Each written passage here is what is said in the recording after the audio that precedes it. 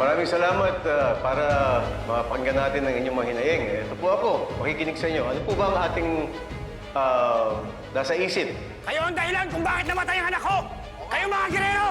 Kapal ang mukha nyo! Namatayan kami! Pero kayo nandito nagpapakasasa!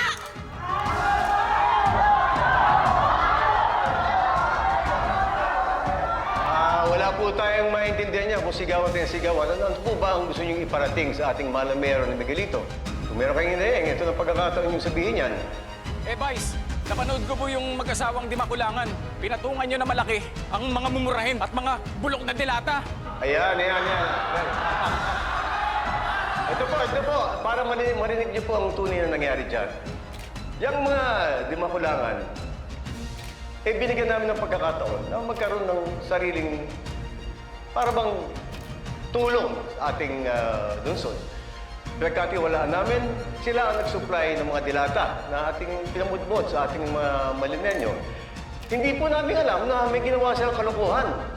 Yung pala, itong mga dilatang ito, expired. Kaya po ngayon, pinaimbestigahan natin kung anong nangyari at mananagot po sila. Vice, paano po yung issue sa mga serapong ambulansya na marami ang namatay? Pati na rin po, magkomento po sana kayo doon kay Brando Mondragon. Ano pong masasabi niyo sa kanya?